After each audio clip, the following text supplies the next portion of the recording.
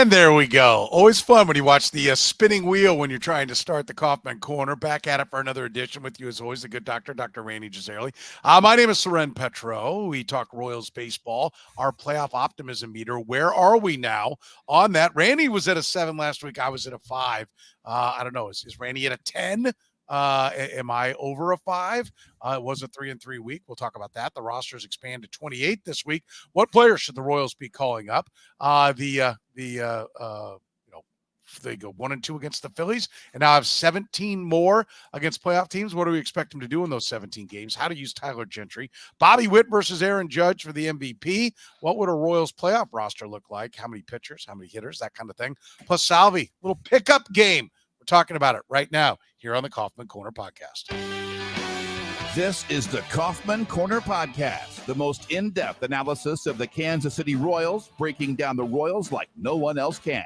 Kaufman Corner is hosted by Rany Jazayerli and Soren Petro. Rany is a co-founder of Baseball Prospectus, author of Rany on the Royals, and former columnist for Grantland, The Ringer, and The Athletic. Soren is the award-winning afternoon drive host of the program on Sports Radio 810 WHB in Kansas City.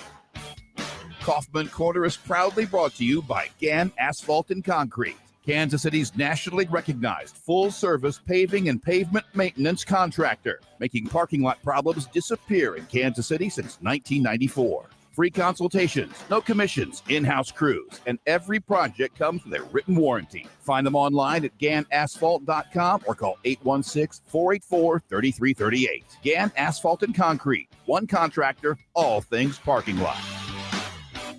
Now, here are your hosts, Rany Jazayerli and Soren Petro. And good evening, and thank you for joining us here on the Kaufman Corner Podcast. Remember, if you're catching us via the podcast, you can be a part of the conversation. We stream live Sunday nights, usually at 10 o'clock on a Sunday night is when we get it done. Sometimes that moves around, but that's a good rule of thumb, Sunday night at 10 o'clock. Thank you to everyone who's lining up and joining us here in the chat room, making their comments known. We'll try to get to as many of the questions there as we can. Rany, 3-3. They go 2-1 against the Angels, 1-2 against the Phillies. We like to start off with our playoff optimism meter. I mentioned it when we got things started.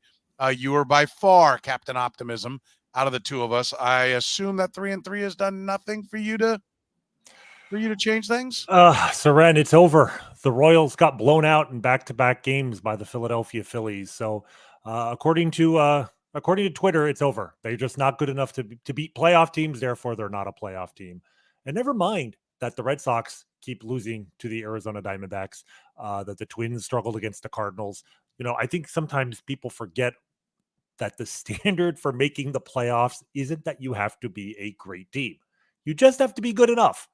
They didn't finish on a great note, but a 3-3 week is a 3-3 week. And when you're 4.5 games up on the last wildcard spot, and we are now down to 5 weeks left in the season, that means the Red Sox literally have to make up 1 game per week every week the rest of the season to catch the Royals.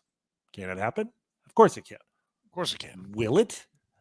I think we have to start acknowledging the fact that the Royals are in a very good position to make the playoffs. Good enough that 500 the rest of the way might be enough. It might not be, but it very well could be. 500 is not a gimme, especially given their schedule. But they just had a 3-3 week. They took advantage of a bad team and won 2 out of 3, and they struggled against a good team. But that good team happened to be the one team in this gauntlet of their schedule that is not an American League team. So it's the one team where, yeah, it sucks to lose, but they didn't give a win to one of their, potential contenders for the same playoff spot. So losing 2 out of 3 to the Phillies is not nearly as bad as it will be when they lose to the Guardians, the Astros, the Twins, the Yankees. So my optimism medium has gone up a little. I'm up to 7.25, let's say. Okay. I could be even higher, but I mean, the Guardians are coming up. This is, a 4-game series, a doubleheader tomorrow. If they sweep the series, they will be in first place. We're at the point now where we can even start talking about, being more greedy than just wanting the 6th seed. Like the division is still up for grabs. 3 out of 4 in this series, and they will be one game out of first place with still a month left in the season. So I'm being conservative and just going up a quarter because they didn't have a great week, but they don't have to anymore. By the way, thank you, Renee. Hit the like button, people.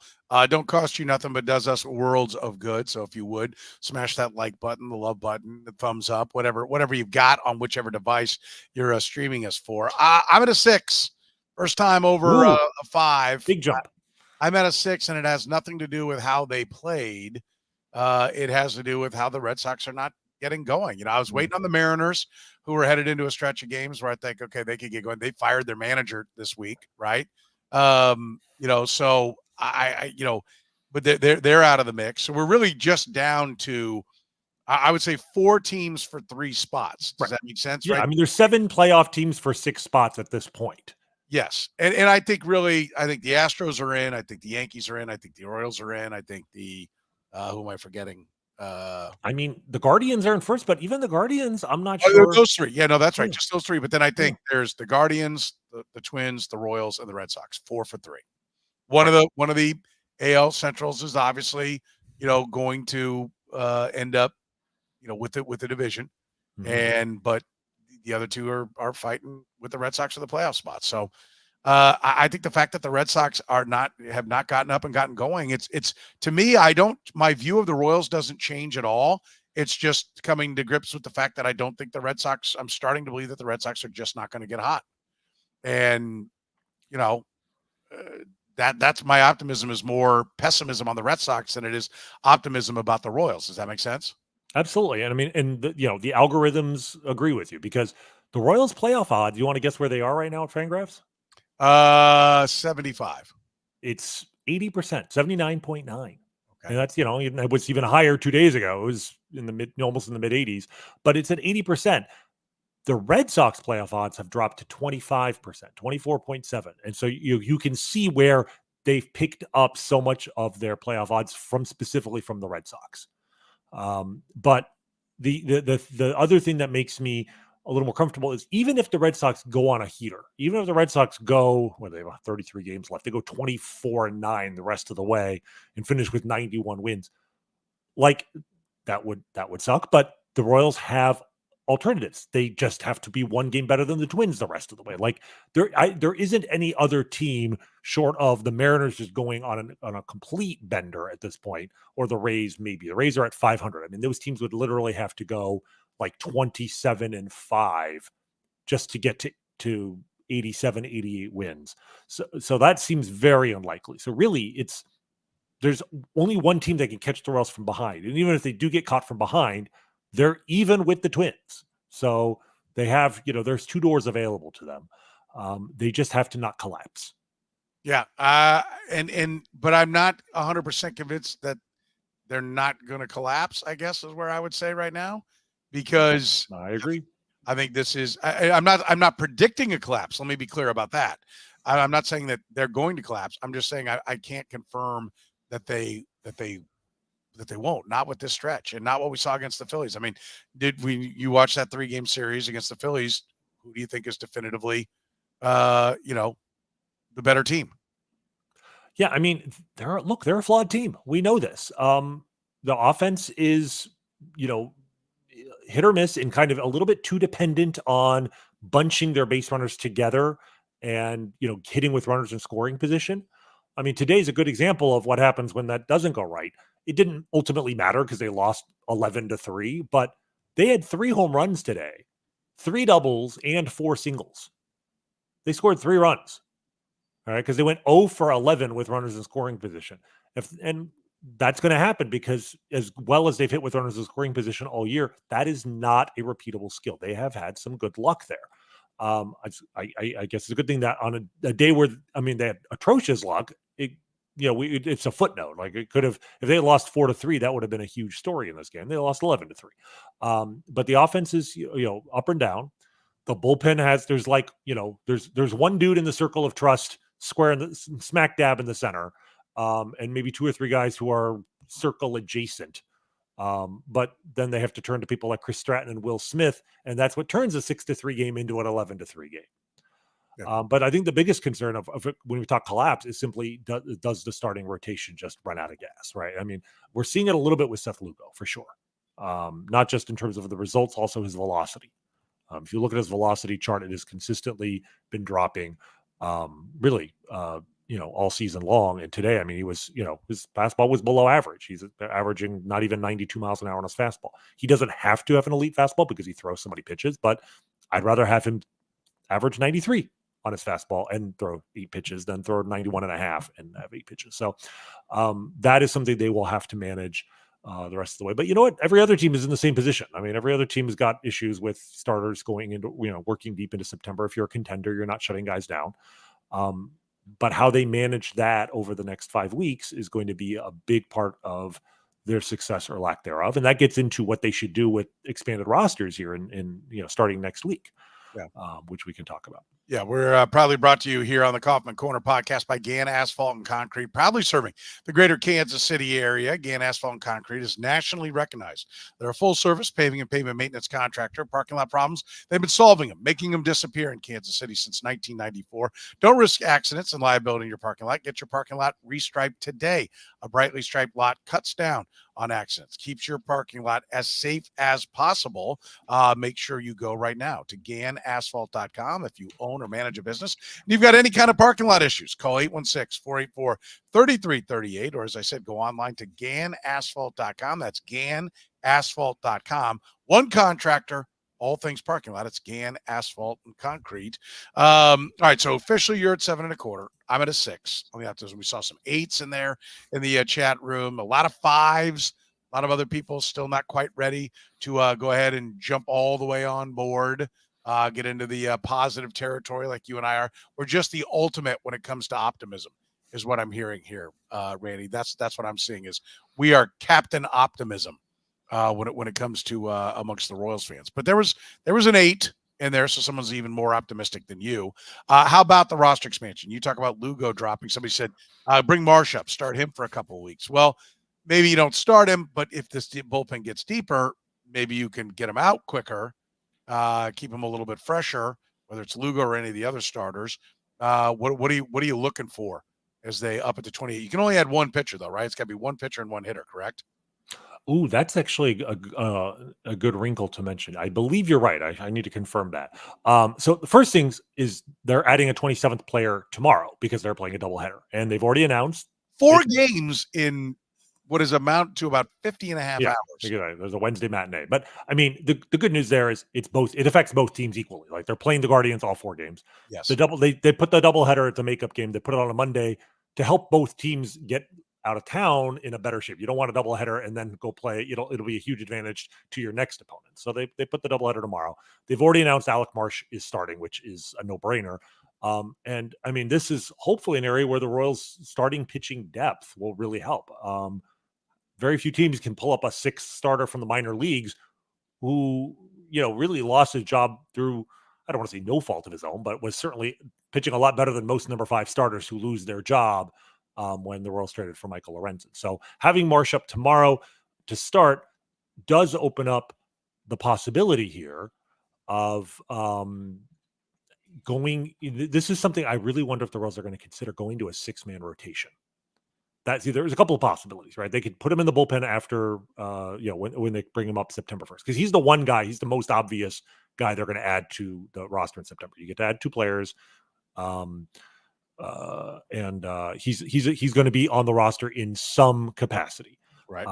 So the question is, if you go to a 6-man rotation, he basically would then start on Sunday, which is September 1st. The rosters expand September 1st. So they could literally have him start tomorrow, just have him hanging around in the dugout, not officially on the roster. And then he starts again September. You have a 6-man roster. You give, everybody at least 5 days of rest, even if there's no off days in the schedule.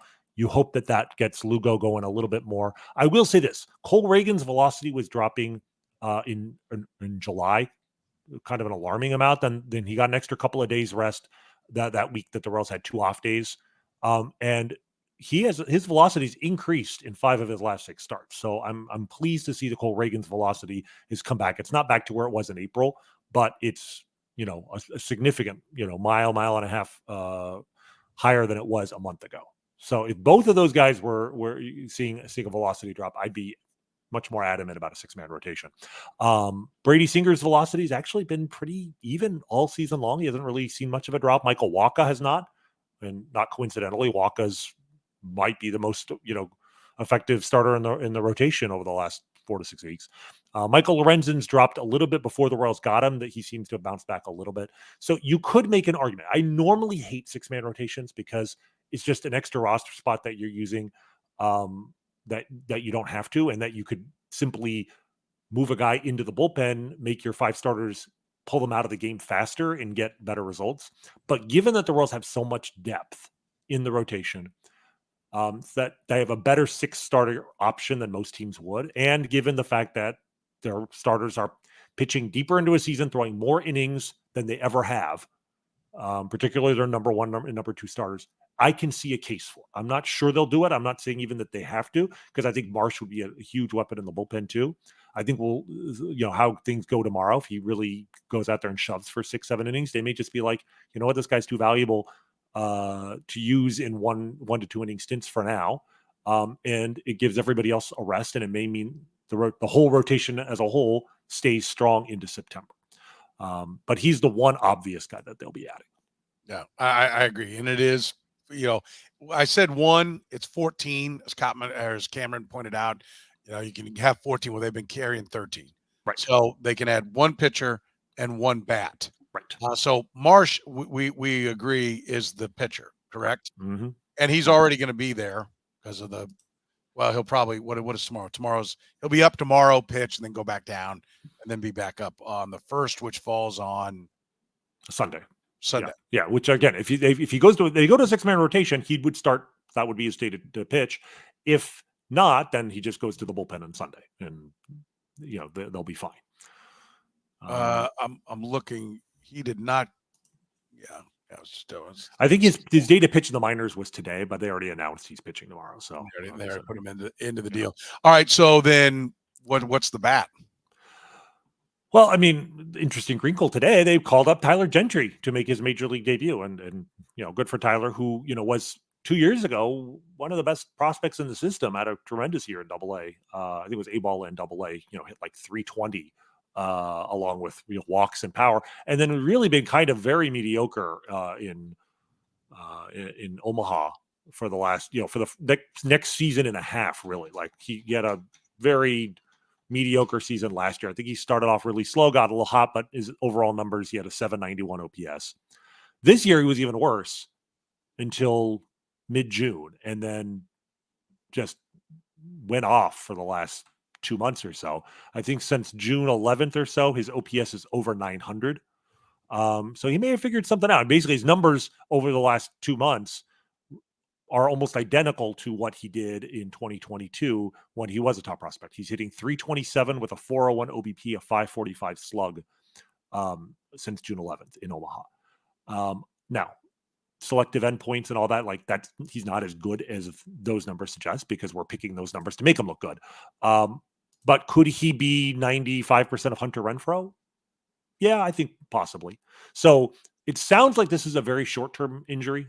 That's what the Royals are making it sound like, a hamstring. He might be back in 2 weeks or even less, maybe right when the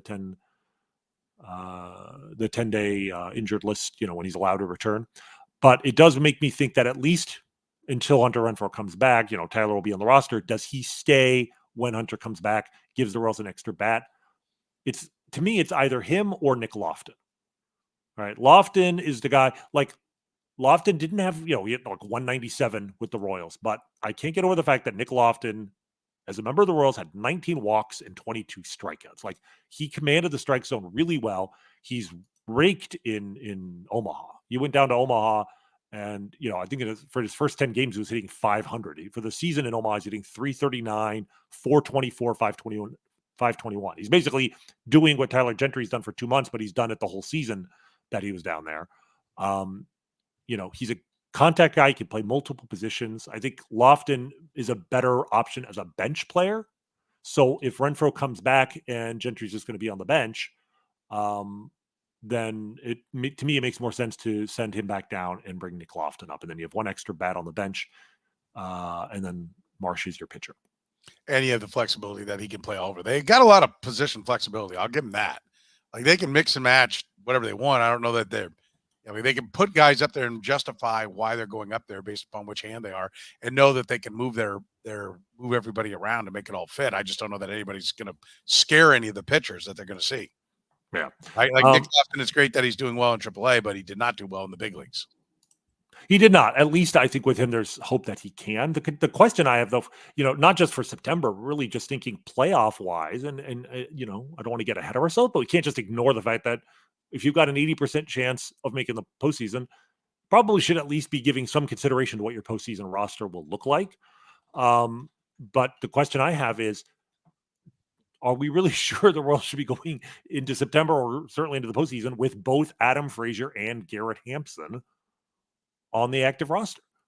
I don't think they should, because flexibility is great, but especially if you have both of those guys, do you need both of them to be able to play multiple positions when neither one has shown the ability to hit? Do you need, I'd rather have Nick Lofton on the roster than one of those two guys. Here's just a wild thought. Michael A. Taylor was designated for assignment today by the Pirates. Hasn't really hit this year. Although honestly, usually doesn't hit. Yeah. Well, he had about 3 months. He had 3 months in a Royals uniform that he did, and then they managed to kind of coax him along to keep those numbers looking good. But Michael A. Taylor, for the most part, has never really hit in his career. He's never really hit, but the thing is, he was such an elite defender in center field. He was still a really valuable player. And then last year, he hit 21 bombs for the Twins. He had a 442 slugging average. This year, he's hitting. He's got a 52 OPS plus, which sounds terrible, but Garrett Hampson's at 66, Adam Frazier's at 65, and he's still playing really, really good defense in center field. I'm just thinking, would you, especially given that they have a history with him, would they consider picking him up and at least knowing that he's going to give you defense whenever, however you use him? Because again, if you're looking at a guy for the bench, he does one thing really, really well, and then at least he can run into a ball and maybe hit a home run, whereas Garrett Hampson's, has he hit a home run this year? No, he's 0 home runs on the season. I'm just thinking out loud, but the point is, they need to consider options to upgrade over one of Hampson or Frazier. It does make me wonder, do they go with both Tyler Gentry and Nick Lofton and kick Hampson to the side? I don't think they will. They've kept an incredibly stable roster all season long, and it doesn't seem like this is the time of year they're going to make a change, but no. I just worry it's going to hurt them because he's not bringing much to the table right now. You mentioned Alec Marsh, 19 innings, 8 hits, three runs, 6 walks, 25 Ks, looking like a weapon, at least at AAA, out of the bullpen. Any other pitchers that you have some interest in potentially seeing up? Because you any other arm down there that you want, half the bullpen they want cut in the chat room, right? Well, that's the question, is just like we're talking about Frazier and Hampson here. There are guys on the major league bullpen that, like you mentioned, Chris Stratton, Will Smith, who gave up 5 runs today. I hate seeing that, but Will Smith really does look done. He had he got hot, I want to say, relatively. He was acceptable. He was adequate there for a 2 or 3 month stretch, but he's back to being, not good. And there's only so many times you can use a guy in games that are already out of reach before he starts hurting you in games that are not out of reach. He came in today, it was 6-3. The game was still a game. They were probably going to lose, but he made sure of it. He's got a 6.53 ERA. So even above and beyond the expanded rosters, even if Marsh is your added guy, they have to be looking at what their alternatives are. And in AAA, the guy that I've looked at, there's the 2 options. There's the familiar option, which is Carlos Hernandez, who is extremely unpredictable, and his floor is lower than Will Smith's floor. His floor is lower than basically anybody's floor, right? His ceiling is to be so good in September that suddenly he's in your circle of trust. He had that 2-month stretch last year where he was one of the best relievers in the American League. Do I think he'll be there? No. And at a time that the games meant absolutely nothing in innings that had almost no leverage. Fair. Yeah. That's my point. I don't know. I'm just saying, we're not saying he has to be good. We're just saying, is he better than Will Smith? Right. So that's one option. The other option I would consider is Steven Cruz, who they have not yet. I think he was on the roster for like a day or two at one point, but I don't think they actually used him.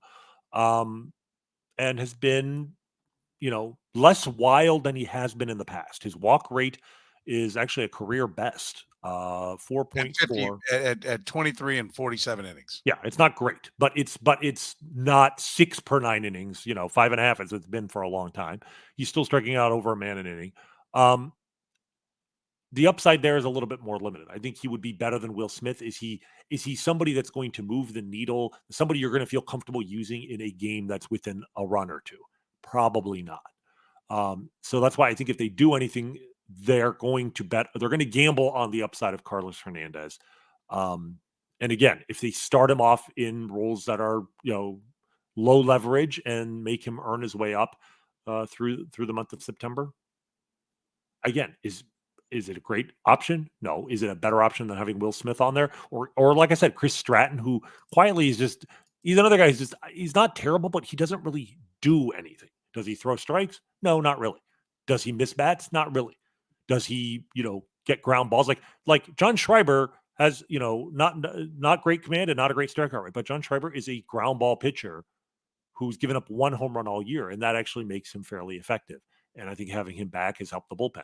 I'm not sure Chris Stratton really brings much to the table. So I think that if it were me, I would bring up one reliever. I would find a way to get Nick Lofton on this roster. And, these are incremental improvements, but in a pennant race, every little improvement matters. Dinelson Lamet. I've chased him in fantasy baseball a number of different years, but his name was thrown out in the chat room, and I actually liked it when they grabbed him. It's a live arm. He had wicked strikeout stuff with the Brewers for about 5 minutes, and for the next 2 years, I tried to pay for that, and he's not been anything spectacular. His walk rate's way high, but I wish that guy could put it together. He's not realistically an option here, but there was a time where he was electric. Mm-hmm. I think it was the Brewers or Padres. I forget which one it was. He came up with the Padre. I mean, he was, a good starting pitcher for, my God, in the COVID year, he had a 2.09 ERA and 12 starts. I mean, he was very good. I agree. Like, I don't know, the status of his health. The stuff is probably not what it was 4 or 5 years ago. I will say this: like, if they were to call him up, I would be excited in the sense that they're not going to call him up unless they feel like they've unlocked something with him. The stuff has suddenly clicked. And as we see with pitchers, especially relievers, all the time, a pitcher can go from useless to, playoff roster worthy in the blink of an eye. You learn one new pitch, you fix one old pitch, and suddenly you are a weapon again. So if they were to call him up, I would think that they'd only do so if they felt like they've unlocked something in him. But I think it's unlikely we see him. Yeah, I just there's talent. There was talent there, electric stuff, and it just hasn't ever, been able to. They've never not been able to find it other than that one little stretch in his career. But I did love that they grabbed him. Like, yeah, let's give him to one of our guys. See what he can do with him. Yeah, absolutely no risk. Yeah, there is no real risk. So how many pitchers, how many hitters do you like on a playoff roster? Yeah, so the playoff roster, because I think, like it or not, they're going to go with 14 pitchers in September, which I think is excessive. I don't think they need it, but you still have room for 14 hitters, and I don't know how much a 15th hitter might help. But come playoff time, where the number one thing to remember is playoff baseball is such a different beast from regular season baseball because of the days off. You never play more than 3 games in a row in October. You never go more than 3 games in a row without an off day. So you just don't need as many relievers. You just don't. And you don't even have that many starters. One thing, you only have to start 4 guys. You want to use a 5th starter? I suppose you can, but I don't know why you would. Right? It's October. What are you saving these guys for anyway? And you're guaranteed, even with the 4-man rotation, to have 4 days off between starts because you're never going to play 5 games in a row. So 4 starters. You can still carry 8 relievers and have a 12-man roster. Frankly, you could probably get away with 7. You really could, and have 15 hitters. I don't think the Royals are going to go from having 14 on an expanded roster in September and suddenly add a 15th hitter. The reason to do so would be if you have some elite base running weapon, right? Which the Royals, as much as any team in baseball, understands. If you had a Terrence Gore caliber, Gerard Dyson caliber difference maker on the bases in your minor league system, that would be something I would consider. They don't. They probably don't. Will say Tyler Tolbert, I'm looking him up here, is close. I mean, he's 41 for 45 this year in stolen bases. He's actually made it to AAA recently. Was 50 for 58 last year. And then in 2022, he was 60 for 60, which I believe is an all-time professional record. 60 stolen bases in a season. Didn't get caught once. Now, stolen bases in the minor league doesn't necessarily translate perfectly to the majors. The year before, he was 55 for 57. Like, in his minor league career, 234 steals and 15 got stealing. So I'm without video evidence or StatCast kind of data, I'm not going to put him in a Terrence Gore category. He might be. But I will say, the Royals already have Dairon Blanco, who's very, very good. Maybe not elite, but is good enough that they have and will use him as a pinch runner, and he will steal bases when everybody knows he's in the game to steal a base. He has shown that ability. Do they need and Blanco can start against lefties, but he's not, he's a guy who's probably going to be on the bench for every playoff game, right? So do they need a second guy to do that role? Probably not. I think I would not be averse if they brought up Tyler Tolbert for to make his major league debut in October. I actually, the tactician in me would be excited, but I'm not going to expect that to happen. It's the kind of thing that they do, isn't it? Right? They did it with Terrence Gore. Terrence Gore. They put Mondesi in the World Series. But that was when the rosters in September were not limited to 28. Remember, that was in the new collective bargaining. Before that, you could literally bring up everybody on the 40-man roster in September. If they had an unlimited roster in September, I think we absolutely would see Tyler Tolbert, because he's not taking the spot of anybody. You'd have to find a way to get him on the 40-man roster, but there are ways to do that. So the question is, I don't think he's got the value in September to take up a 28-man roster spot. And do you really bring up a guy who's never played in the major leagues and then say, you got to go steal second base against this closer we're down around in the 9th inning of a playoff game? That seems like a tall ask. Yeah, I would agree. I'm looking at, you said I've never seen him either. I'm looking at some video highlights of him right now. He's fast. No, he's very fast. Confirm. He's fast. And I do think the caught stealing matters, because there are guys who are really fast who just haven't mastered the nuances of base stealing, reading the pitcher, sliding around tags, etc. When you can steal at a essentially 94% clip throughout your career, you've certainly just demonstrated mastery of it at a high level. It's not quite the same when you're going up against major league catchers. So aside from him, I don't think you need to add another player to your roster that you haven't already got in September.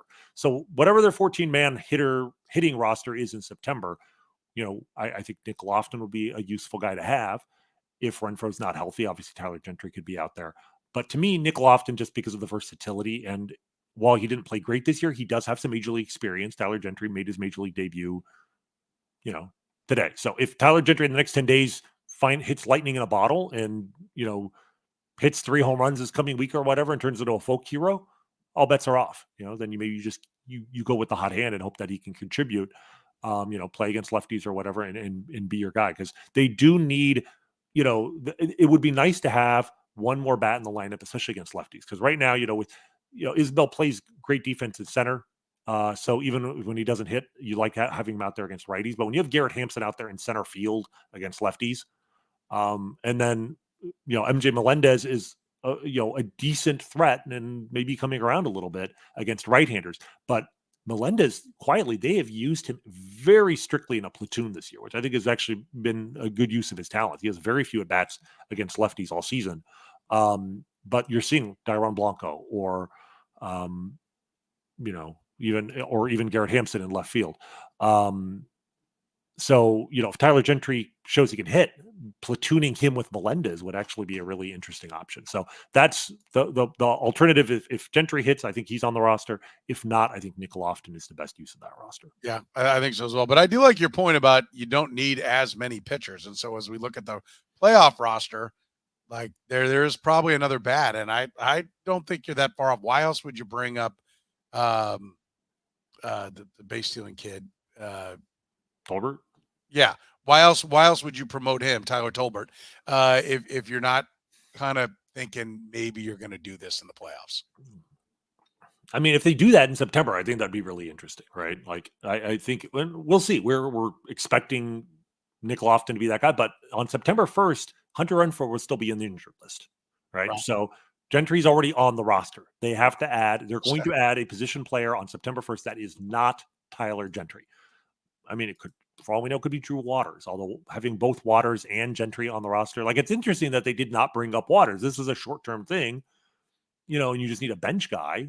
Why wouldn't you just go with Drew Waters? So the fact that we went Gentry makes me think they're going to want to try and actually start him, at least against lefties, and see how things go, and maybe find out if he can contribute. But aside from a guy like Waters, and we saw CJ Alexander, that did not go well. I mean, I don't think they're bringing up Nate Eaton, who hasn't had a good year in AAA and was absolutely terrible with the Royals last year. Nick Prado hasn't really done anything. I don't know what he would do on the roster. Tolbert would be really, really interesting. Like, if they bring him up September 1st, it really tells me they're thinking about the playoffs, like that, and having him and getting him acclimated to major league speed for a month before, putting him out there in a stolen base situation in October. So that is the one, to me, that is the one wild card, because they can do that before having to make a decision on Tyler Gentry, because Hunter Renfroe won't be back for at least 10 days. By the way, we're brought to you by our friends at GAN Asphalt and Concrete. Get your seal coating done now before the weather turns cold. I know it warmed back up. We've got some hot weather here for this week, but very soon those cooler temperatures mean that you're running up against the clock on when you can get that seal coating done. So if you need it done for your parking lot, GAN Asphalt and Concrete, call 816-484-3338. Find them online at ganasphalt.com. Free consultations, check. No commissions. That's right. In-house crews. They're not picking up guys on the way to your job, teaching them how to do it on the fly. Nope. Everyone is a GAN employee, and every project comes with a written warranty. GAN Asphalt keeps your parking lot safer, helps you and your business avoid unnecessary delays and costly expenses. You can find them online at ganasphalt.com or call 816-484-3338. GAN Asphalt and Concrete. One contractor, all things parking lot. So you do think that we're going to see a straight platoon for Gentry? That's the plan? I would not surprise me essentially with, they're starting right fielder out there. I would just throw him out there for a week. I mean, if he doesn't fall flat on his face like CJ Alexander did, I don't see the downside to it. I mean, I think it is telling. It's kind of sad that they brought him up and no sign of Nelson Velasquez, who was an important part of this roster early in the year. Don't you get the idea? Sorry to interrupt you, but that Drew Waters and Nelson Velasquez they're like, okay, we're done. I mean, it's clearly with Waters. Velasquez, I mean, they sent him down with the hope that he would get his back going. He's not hitting great in AAA. 215 batting, 347 on base. Okay, he's getting on base, 355 slug. In Omaha, like, that's not great. And I think he had the opportunity to prove he belonged and he would be back. And so I don't think they were planning for him not to be here, but it's on some level, you have to produce, right? Like, it's a good sign that they're bringing up the guy who's actually performing in Omaha right now. And if Velasquez doesn't hit, his defense is not anything to write home about. So if I'm them, I let Gentry start for the next week. I mean, our outfield situation is not great. Like, we know this. Melendez, I think, has worked his way back into, at least against right-handers, definitely being in the lineup. Isbell will be in there against right-handers. But if it's between Tyler Gentry and essentially Adam Frazier in right field, I mean, you're probably his biggest competition right now, unless I'm forgetting somebody. I mean, I'd probably rather have Gentry out there and see what he can do. Yeah, and listen, do you think, like, the Royals, first of all, I am less bullish on this team going anywhere in the playoffs than I was in 14. I said all along, I don't know if they can get there, but if they get there, they're going to be a tough out. right? This is not that team. So I'm not bullish. Now, it doesn't mean they can't advance. I don't think the Diamondbacks are necessarily God's gift to baseball last year, and I think they're proving that again this year. But and they were able to go all the way to the World Series. So listen, baseball can happen. If Cole Reagans gets hot, if one of the starters is hot, if a couple of bats are hot, if Bobby Wood Jr. is hot, you can steal some series, right? Like I understand baseball playoffs are much more wide open. But do you get a sense, you're the math guy, has all the math in the game given us mediocrity? Like when everybody's looking at the same numbers, so all the teams are the same. So is that like we're not going to have a team win 100 games this year? And are we finding like is that part of the lesson that like I need to learn is that I keep looking at this Royals team going, it's not really what I think a playoff team should look like. And so I'm at a 4.5. I'm at a 4. I'm at a 5. I've never gotten there. Now I'm like, well, Boston sucks too. Right? Like, and I don't think the Royals suck. They've got a great run differential. But like when you look at the pieces of this team, and this is what I can't decide. Is it Matt Quatraro or is it just where the game is today? That the math has now spread the talent more even because everybody's looking at spin rate. So nobody has just this lights out bullpen with a badass rotation, right? Like it has the math, which is a good thing for, by the way, a small market team for the Royals. So you'd be rooting for Randy's answer to be yes if you're a Royals fan, but has the math kind of dumb things down? So, I'm going to do what everyone expects me to do. I'm going to defend math here. I don't like to use the term dumbed things down. I think if anything, math has smartened things up, has made teams more intelligent about the way they make decisions. What it really has done, it has eliminated dumbness from the game in the sense of there aren't any teams that are completely incompetent anymore. Chicago White Sox accepted. Well, we'll put them off to the side, right? There's maybe one, but the point is there is a lot of evidence that the more difficult it is, or the rarer it is to see a team truly excel. Like you said, this is I think the first time since 2014, and we'll get into that, in a full season that no team is on pace to win 100 games. Right? No team in Major Leagues has a 600 winning percentage. Yeah. But that is a sign of strength of competition in the same sense that the reason we don't see 400 hitters anymore isn't because people forgot how to hit. It's because the game got so difficult. The game got so good that you don't have, like, the best players don't stand out from the pack like they did in the 1920s when Rogers Hornsby was hitting 424 and you had a bunch of backup catchers hitting 160 or whatever. Rogers Hornsby, it wasn't a better player than Bobby Witt. It's that the league got so much better. In the same sense, a league today where no team is on pace to win 100 games is not a sign that the game is worth. It's a sign that the competition is across the sport has gotten that much better. So I think it's a sign that the sport is in really good hands.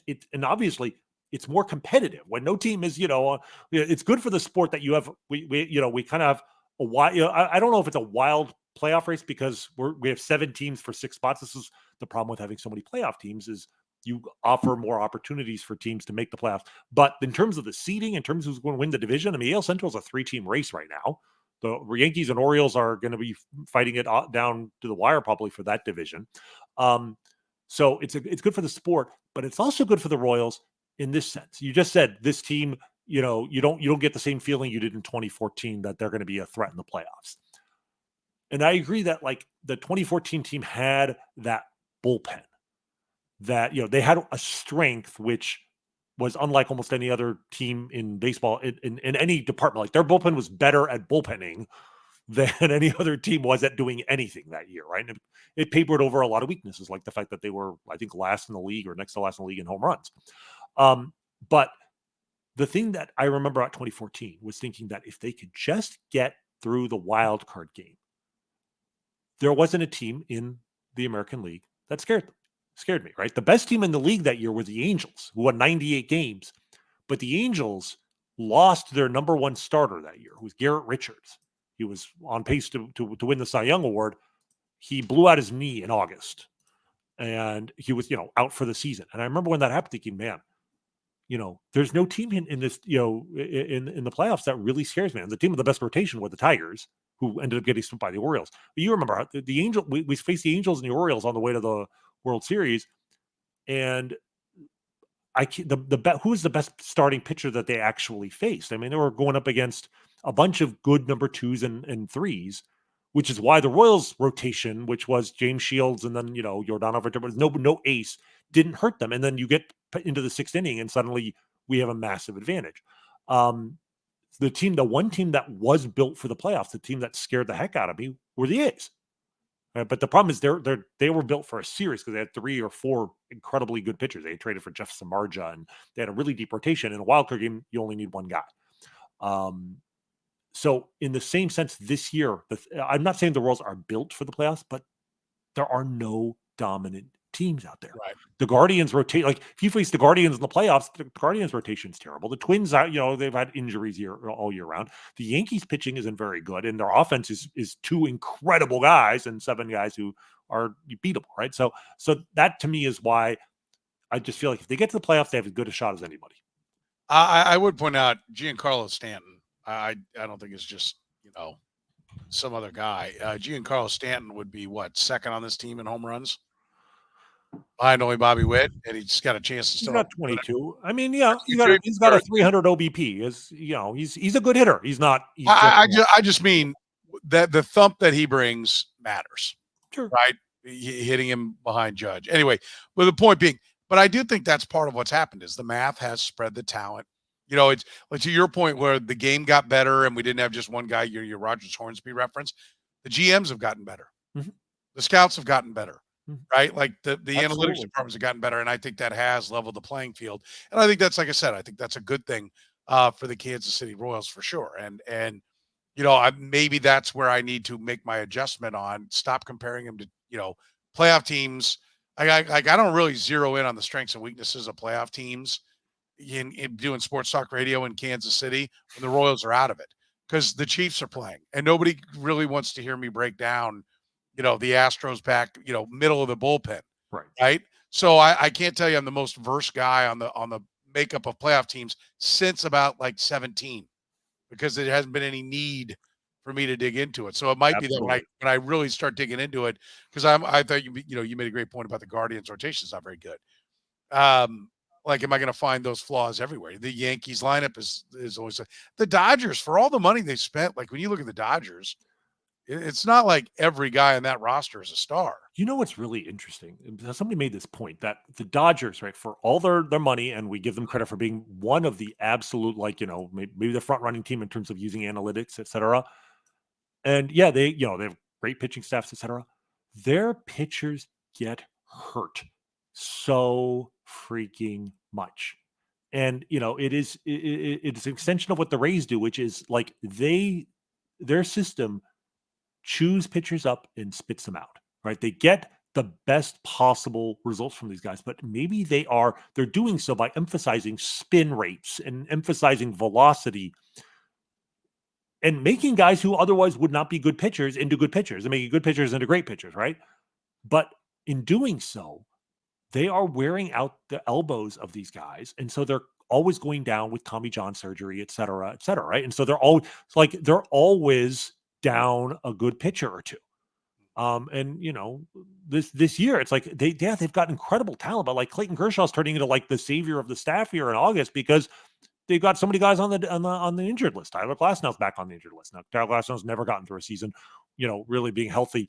But that's sort of the devil's market he's made, because ever since he became a Tampa Bay Ray, he went from disappointing wild pitcher to elite, absolutely one of the best pitchers in the sport when he's healthy.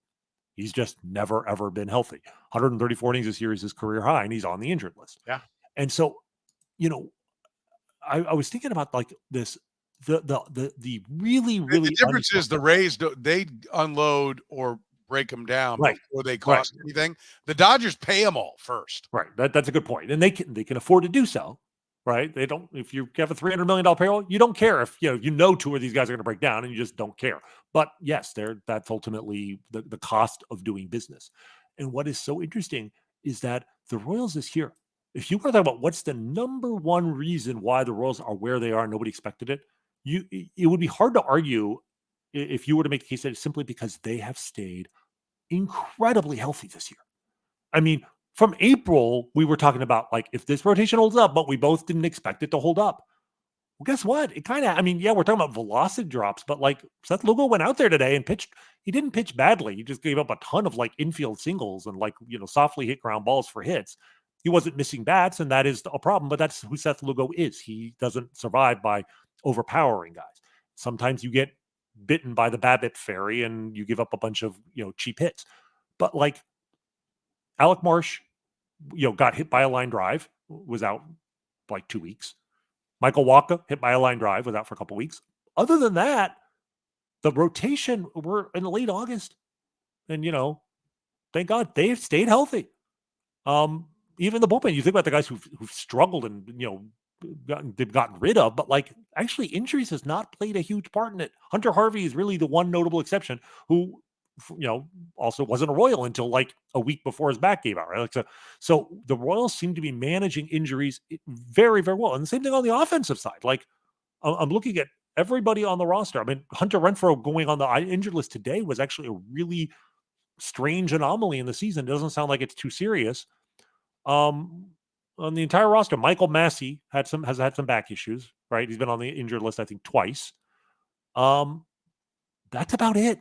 Nobody else has gotten injured. Like Nick Kenny and Kyle Turner. I guess Kyle's technically now head athletic trainer. Nick Kenny's the director of medical administration.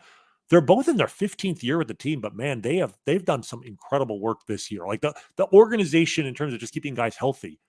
This is a staff that doesn't rely on elite velocity except for Cole Reagans. But maybe that's the secret. Seth Lugo doesn't throw so hard that he hurts himself. Michael Wacha doesn't throw so hard that he hurts himself. Yeah. And when you don't have a huge $300 million payroll, you got to keep your guys healthy. If this team had average injuries this year, they would not be where they are. So give them a lot of credit for keeping these guys healthy. No, I give them a lot of credit, but it might mean that they're a team that's made to get through the regular season and it's going to fall flat when they get to the postseason. Yes, absolutely. Don't have that top end guy to go to and be the stopper. So we just need to be prepared for that. And remember that they won 56 games last year, and so don't start throwing a fit if they don't go all the way to the World Series. Right? If the Royals make the playoffs and you are a fan who gets upset because they get knocked out even in the first round, like I think you're looking at the game the wrong way. All right. If they make the playoffs, they have won. They have done something unprecedented. Everything after that is gravy. And I think I'd like to think that they will play with that attitude in mind, that like they go into the postseason with no pressure. It's in some sense, it's like the 2014 team after the wild card win, where it was like, nobody expected us to be here. We've already done something nobody thought was possible, and we have no pressure on us. And so there's another parallel with the 2014 team. It's a very different roster makeup, but I think the psychology of things is actually quite similar. Yeah. Let's talk. Let's close with the MVP race, Bobby Witt Jr. versus Aaron Judge. You have been scouring, I'm sure, no doubt, looking for some kind of number that gives the edge to Bobby Witt Jr. There's no way you're going to walk forward and go, Aaron Judge. When you told me you wanted to put this on here for the rundown today, I'm like, well, there's no way he's like, listen, we all just need to admit it. Aaron Judge is the MVP. That's not about to come out of your mouth, is it?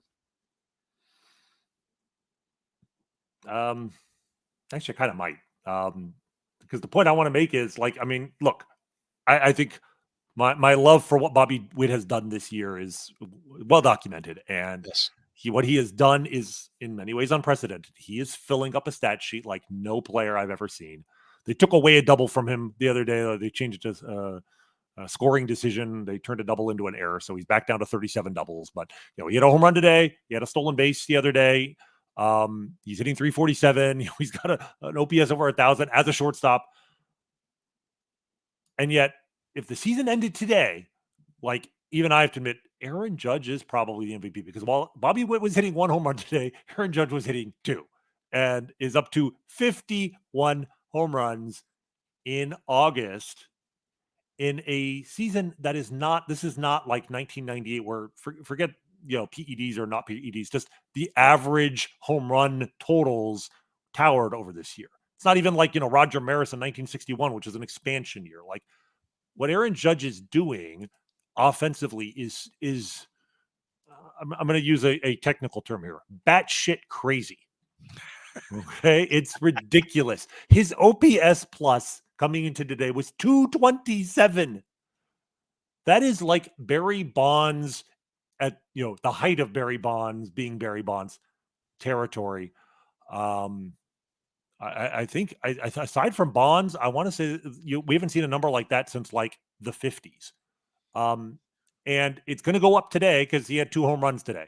So I'm okay with saying that on August 25th, right now, Aaron Judge probably is the MVP of the American League. But Bobby Witt is a very clear second to me. And the first thing I want to point out is just to remind everybody from a, ego standpoint, from a recognition standpoint, absolutely, I'd love to see Bobby Witt be the MVP, the first Royals MVP since 1980, just the second ever. But from a I want my team to win perspective, it doesn't matter. It's a trophy, but it's not the trophy. It's just a recognition, right? What matters is that he finishes in the top 3 of the MVP vote so that the Royals can get a first-round pick next year. And, barring injury, barring some sort of huge collapse, he's in an excellent position for that, right? Juan Soto and Gunnar Henderson are probably the other 2 guys. I think you comfortably make a case. Henderson's gone. Barring some sort of, massive, September or again, Bobby really collapsing. And then Soto is close, but the fact that Judge and Soto are on the same team, I think it's, you're not going to find a ton of voters who are going to put 2 Yankees ahead of Bobby Witt, right? I think there's some vote splitting there. Judge will get the bulk of it, but I think people are going to not be able to justify. They're going to have some sort of, compensation for Witt not winning and make him the second number 2. So I think he's very clearly number 2 unless something unexpected happens. So from that perspective, it doesn't matter. If we get a first round pick, that's a massive. And then the other thing I'll just say is it is August 25th. 5 weeks are left in the season. He has the thing that Witt has is he has the tiebreaker, because the tiebreaker is narrative, and the narrative of the Kansas City Royals going from 56 wins to the playoffs is, this everyone wants a story. Aaron Judge is an incredible player. He plays for the New York Yankees. Everybody expects them to be good. Yes, they are good, but he doesn't have the narrative points that Bobby Witt will have. So if it's tied, if it's, very, very close, Bobby will still, I think, be favored to win. But, if Aaron Judge has to stop hitting a home run every other game, and then Bobby has to finish strong. And I mean, quietly as August is like, he's not hitting 489 like, he did in July, but like, look up his exact August numbers. And this doesn't count today when he went 2 for 4 with a homer and a double, right? This month, the month of August, Bobby is hitting 329, 391, 659. I mean, he's a 1050 OPS in August, right? That's better than April, May, or June. So he's maybe not July hot, but he's still very, very hot. Yeah. And that also matters to the voters. Like a guy who plays better in the second half, especially with his team in a playoff race, is going to absolutely make a difference. So I think there's 2 things. One, if the Royals would finish ahead of the Yankees, that would really help. Sure. Right. And I think any kind of statistical accomplishment, if he 30, 50, he's not going to do it, right? Like that was the mark last year. And by the way, Renee said, I did not know being in the top 3 of the MVP will get you a first round pick. Interesting. It's not just being in the top 3. It's if you brought a guy up and started him as a rookie on opening day, right? This is what's called the prospect promotion incentive, where teams are given incentive to not keep a guy in the minors for service time purposes. Bobby Witt was on the roster opening day. He got a full year of service time. They didn't delay his free agency by a year. And you will get that if they finish top 2 in the Rookie of the Year vote or top 3 in the MVP, maybe Cy Young. I can't say for sure. I think with pitchers, maybe it's Cy Young, but top 3 in the MVP in their first, second, or third year in the major league. So this is his last chance, but it's a reward. It's a deterrent for playing the service time game and stealing a year of control on a player. We will reward you if you bring the guy up and do him right and put him out there. And he goes on to be a a top level player, Right. then The Mariners got it with Julio Rodriguez. I believe the Diamondbacks got one with Corbin Carroll as well this year. So there were two, and these picks come before the competitive balance picks, round A. So in other words, they're after the first 30 picks. Prospect promotion incentive picks are right after it. So it's like pick 31 and 32 if there are two of them. This is going to be a good draft pick, better than the number 39 pick, for instance, the Royals traded to get Hunter Harvey this year. Yeah. So we will see. So at the end of the day, though, we said this about 4 weeks ago. At least I did. I think you agreed that Aaron Judge is going to have to get hurt. If he doesn't get hurt, he's going to win it. I mean, right now he's in the driver's seat. I think more so now than even a week ago. I mean, he's just taken it to another level here in the last week to 10 days. But 5 weeks is a lot left in the season. I mean, if he has just an okay September and Bobby goes nuts, and I mean, maybe the Royals don't even have to pass these. If they win the division, I think that would, if they get, especially if they get a first round bye, and then the Yankees not win the division. Possible, yeah, that too. I mean, in addition to making the play, like if the Royals don't make the playoffs, yeah, I don't think he's winning MVP. I don't think it matters really at that point. Like you have to be able to point and say the Royals do not make the playoffs without Bobby Witt, and they vote right after the regular season, so nobody knows what will happen in the playoffs. But you can say that and say, well, without Aaron Judge, the Yankees are in the playoffs anyway. So that's part of it. But then I think also levels. If they win the division, if they get a bye, if they finish ahead of the Yankees, those are all potential points in his favor. All right, and let's leave with this. Salvador Perez, little pickup game in the backyard. Does it get better than Salvador Perez? You were the one who sent that video out, right? I saw it on. I happened to just be scrolling Twitter randomly on Wednesday night or whatever, and I found this video, and with no retweets, one like. This lady Leslie, I believe is her name, with like 69 followers, and I'm looking at this. I'm like. And I'm like, is this fake? Is this AI? Because I'm like, what is going on here? The videos, you've probably seen it, like the original video, it like goes out of focus a couple of times. Like it's legit. Like nobody would make a video would fake it and have it look this natural and authentic. Warts and all. And I just thought the world needs to know about this. And fortunately, the world did. And it's a great story. It made better by the fact that he comes, he does that on an off day. He comes back the next day and doubles and homers. That's clearly didn't wear him out. And I think it speaks to the core of who Salvy is as a player. And I think it speaks to the core of why he is perceived to have value as a player above and beyond what his statistics show.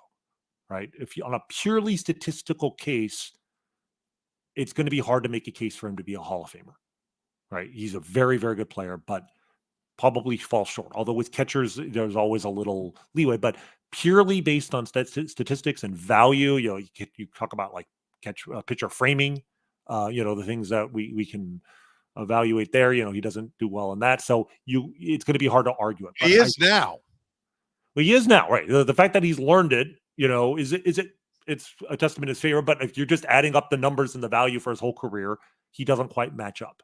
But I think the argument for him is going to be that it's not just about his performance on the field. It's about what he meant to the city, what he meant to the organization, what he meant to the franchise, and how that manifested itself on the field, in the sense that Salvador Perez, we'll always remember that he made the final out in, the 2014 World Series when, against Madison Bumgarner, and that sucks.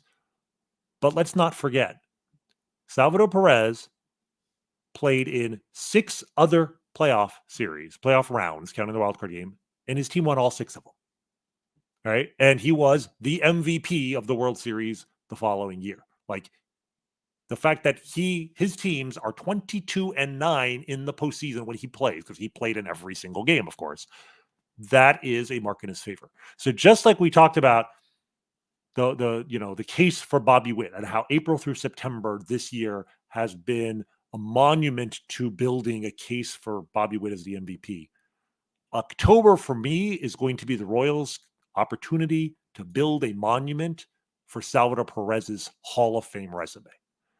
Because if they go far into the postseason after 10 years or 9 years away, right, and the only player to be held over from the 2015 World Championship team is Salvador Perez. Everyone else has been scattered to the 4 wins. And they go out and they win a round or 2 or 3 with a catcher. The catcher always gets, maybe too much credit, but they always get a lion's share of the credit for the team performance because of their integrality to both the pitching and the hitting sides.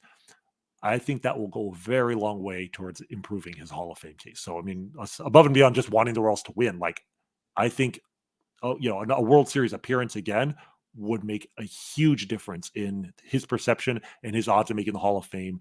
Maybe with the Veterans Committee in 15 or 20 years instead of with the writers in 5 years. But I think he makes it with the writers. I mean, I've heard Jeff Passan kind of come around to him. Jeff Passan used to be on the other side, and the quote is on base percentage and quote.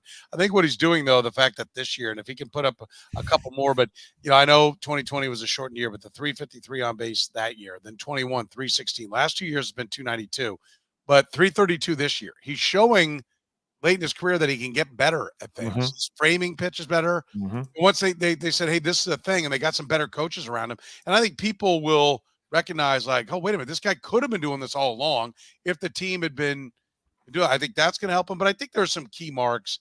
I think 300 home runs, he's at 269 right now. I think he needs to get to about 1,200 RBIs. He's at 900. At least 1,000. You got to be over 1,000. And I think for hits, he needs to probably get to 2,000. He's at 1,539. If he can get to 2,000 hits, 300 home runs, and 1,200 RBIs, he'll be in, period. And I do think, it'll be very instructive to see how Yadier Molina does on the ballot, which I believe is in about 3 years. I think he'll be eligible in 2028. Salvy may even still be active at that point, but, certainly he'll be on the ballot first. Like if Yadier goes in on the first ballot or in the, first 3 ballots, it's going to be a lot harder to argue that, by the 10th ballot that Salvy doesn't belong. I mean, just in terms of, wins above replacement, Yadier is at 42 by Baseball Reference. Salvy's at 35 right now. Now that doesn't count pitch framing, and that's going to be the one area. But the fact that you can point to the fact that he got better at it after the sport learned how important it was. Like, some people may not hold against him the fact that he was bad at it at a time where we didn't even know how important it was. Like, and once, that became the case, he improved. Years ago, whose value was that he played in a lot of playoff series for a team that one of the jewels of baseball in the Cardinals.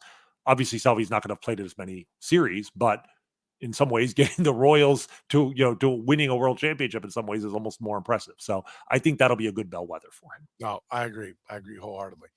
Listen, Gann Asphalt and Concrete proudly brings you the Kaufman Corner podcast, proudly serving the greater Kansas City area. Nationally recognized full service paving and pavement maintenance contractor. Parking lot problems, they've been solving them since 1994. So if you own or manage a business, you have any problems of any kind with your parking lot, find them online at GannAsphalt.com or call 816-484-3338. Gann Asphalt and Concrete, one contractor, all things parking lot. And don't forget, get signed up for that seal coating right now. The weather's going to be turning, and once it gets down below a certain temperature, they can't do it anymore. So if you need it done, call Gann today, 816-484-3338, online at GannAsphalt.com. So for the good doctor, Dr. Rany Jazayerli, I'm Soren Petro saying thank you very much for joining us here on the Kaufman Corner podcast.